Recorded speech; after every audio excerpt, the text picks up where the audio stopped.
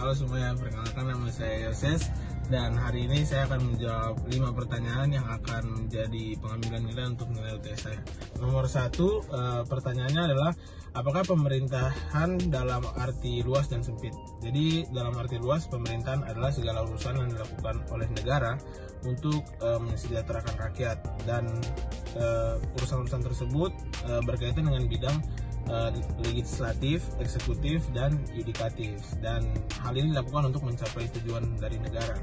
Dan berikutnya secara sempit, jadi pemerintahan dalam arti sempit adalah melaksanakan tugas eksekutif, karena dalam arti sempit menganggap bahwa pemerintah hanya memiliki satu tugas, yaitu tugas eksekutif saja.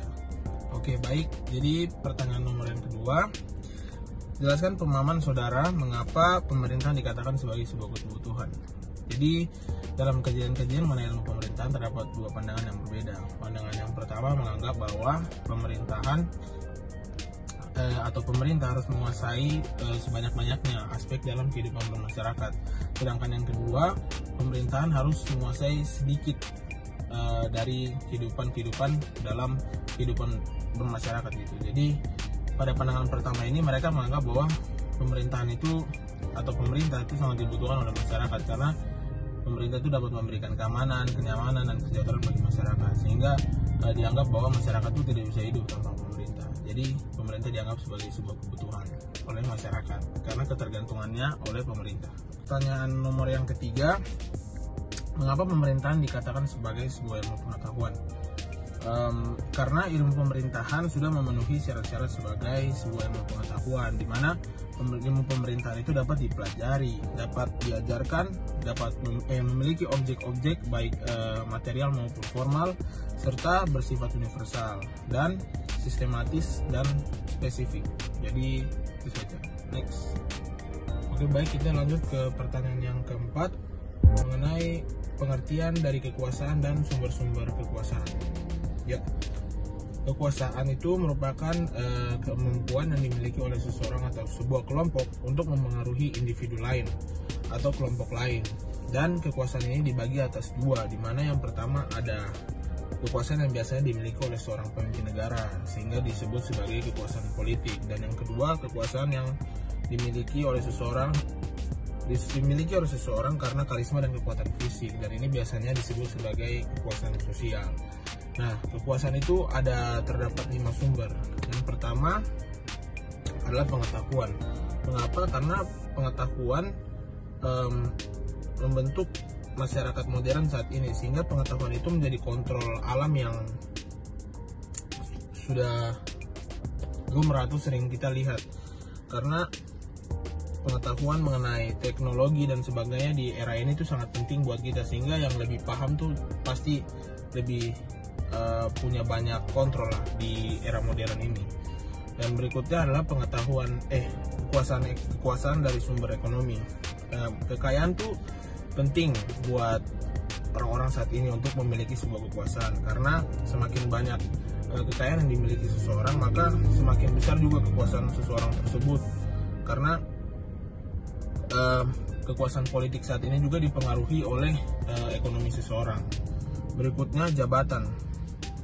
Mengapa jabatan disebut sebagai sumber kekuasaan? Karena jabatan yang dimiliki seseorang itu dapat mempengaruhi orang lain, sehingga pemimpin politik saat ini itu banyak menginginkan untuk memiliki kekuasaan yang lebih, sehingga dapat memiliki pengakuan dari orang lain, dan legitimasi dari masyarakat untuk menguatkan otoritas. Dan berikutnya dari hukum. Kekuasaan mengapa bersumber dari hukum? Karena hukum itu lebih kuat dibanding hal-hal lainnya, karena hukum digunakan untuk membungkam dan menjerat, sehingga praktik hukum yang otoriter di Indonesia itu memiliki kekuasaan yang tinggi atau mutlak, yang mampu melemahkan otoritas lembaga-lembaga lain. Dan berikutnya adalah modal sosial dan politik. Mengapa menjadi sumber dari sebuah kekuasaan? Karena fondasi yang terdapat yang diperoleh oleh modal sosial dan politik itu adalah sumber yang berasal dari jaringan pengakuan dan dukungan kolektif, sehingga keempat modal ini dapat mendukung dan menumbuhkan kepercayaan dari masyarakat kepada seseorang yang dipercaya, sehingga seseorang yang dipercaya ini memiliki kekuasaan karena adanya dukungan dari orang-orang lain, sehingga orang-orang dengan dukungan lewat modal sosial dan politik ini seringkali dianggap kuat atau berkuasa di sebuah daerah karena adanya dukungan dari masyarakat.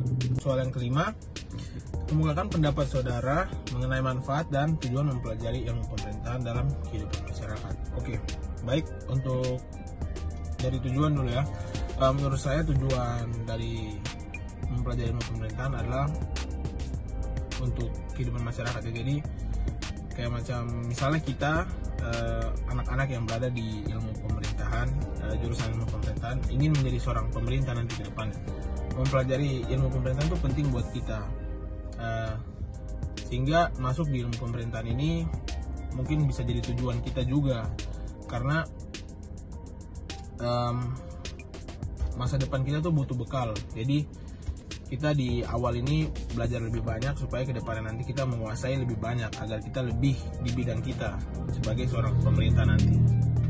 Selain itu, ilmu pemerintahan ini penting karena ilmu pemerintahan ini mempelajari tentang pemerintah dan masyarakat. Apa tugas pemerintah, bagaimana cara menjadi seorang pemerintah yang baik, dan bagaimana masyarakat juga dilayani oleh pemerintah, dan bagaimana masyarakat juga saling menghormati dan pemerintah di dalamnya, serta bagaimana cara-cara kita sebagai pemerintah untuk memberikan yang terbaik lah buat masyarakat lewat pelayanan dan sebagainya dengan cara yang baik dan benar begitu.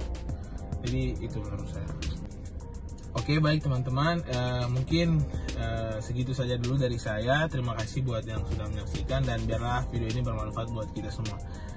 Tuhan Yesus memberkati. Terima kasih teman-teman semua. Dadah.